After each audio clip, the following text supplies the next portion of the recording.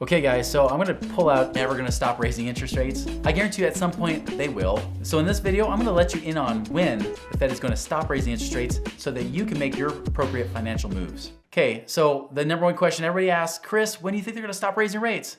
I'm gonna quote Napoleon Dynamite. Whenever I feel like, gosh, right? That's what they're gonna do. They're gonna do it whenever they feel like it. And it really is based on feeling. They'll use data, but really, they can't even agree when they want to stop raising rates, right? There's some that are saying, I think we should stop raising rates sooner. There's others say, oh, we're not even close to being done yet. We're hearing the news all the time. It seems like they can't ever decide. But we do see that there is an end in sight at some point. The question is how long? Because I'm telling you, I've been predicting even since 2022 it was going to go higher than people have been predicting to where it is right now. People have been shocked. The majority of the media have been shocked while I was saying it's going to be higher than what you guys think. And it's been true. So it's gonna go higher, okay? And I'm telling you right now, even if you think it's gonna go high and then it's gonna start dropping again, I'm gonna ask you to think again. I really don't think that's gonna be the case at all, especially if you really listen to what the Feds have been saying for months and months and months. Yet it seems like the news and the media don't want to focus on that. They just want to give you the nice rosy picture, especially because they have,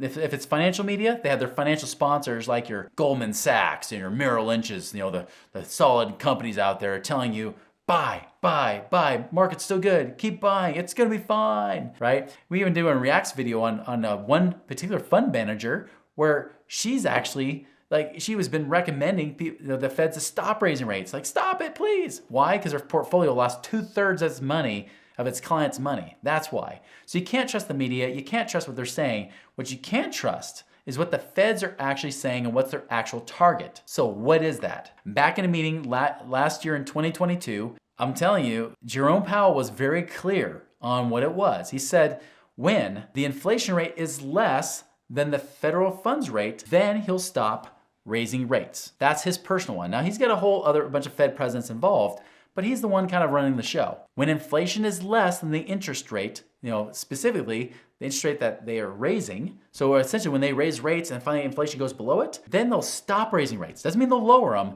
they'll stop raising the rates. Well, currently, now we keep getting new data all the time. We just had a recent one come out. And by the way, when I'm recording this about a month ahead of schedule. So just so you're aware, there could be new news that comes out. I would change my mind. But we're starting to see inflation settle down a little bit. And everybody's hopeful. The stock market's booming in April as a result of it. They're like, yay, this is great. Oh, this is wonderful. The end is here. Just so you know, the end is not here. Stock market's got a long ways to go.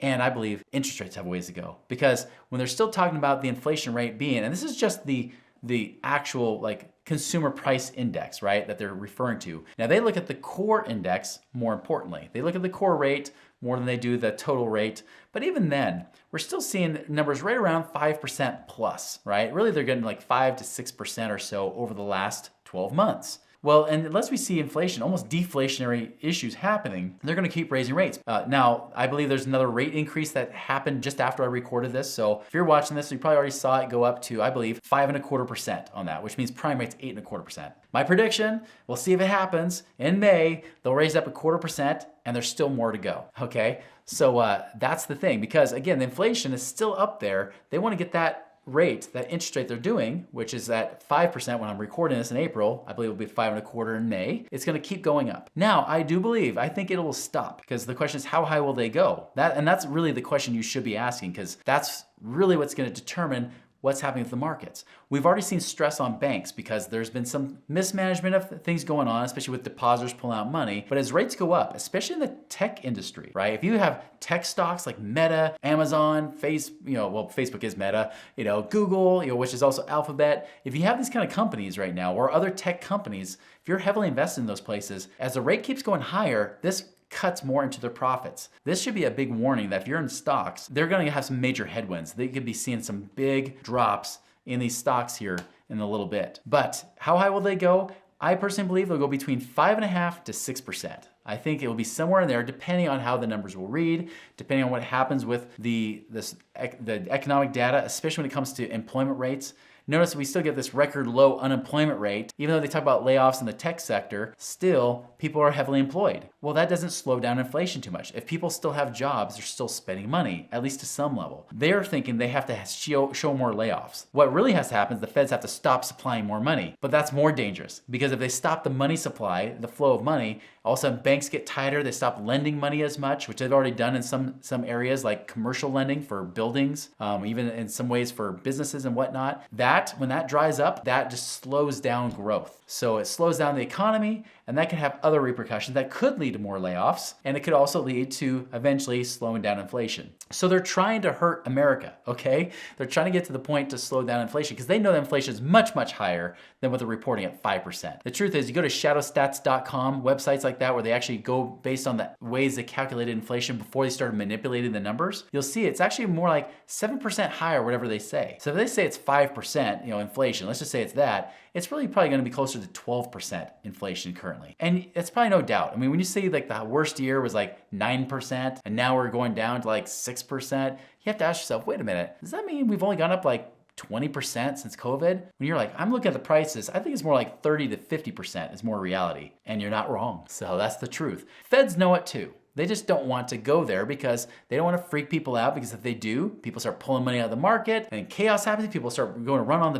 banks start failing, and it's just a massive dumpster fire that happens and everybody's in trouble. And then you create a self-fulfilling prophecy where the economy actually goes worse. Here's what the Feds typically do. They typically tend to overcorrect. They probably will end up going higher on the interest rate than they probably said they would. Go higher, that's why I say 5.5% to 6%. They'll go up higher. They'll leave it there for a while. And all the while, by the way, that's a very aggressive place to be because that usually starts cutting into people's profits, slowing things down in the economy to where it can actually create a massive recession, maybe even depression. And then they might start backpedaling on the interest rate after that, after it's already been, again, too late, because their moves, it's just like overcorrecting a car. You don't see it at first, but then you do it, and then all of a sudden, boom, you're off the road and you're crashing, and then all of a sudden your insurance company hates you, right? That's what's probably gonna happen with the Feds as well. The same thing's gonna happen. I don't believe there's gonna be a soft landing.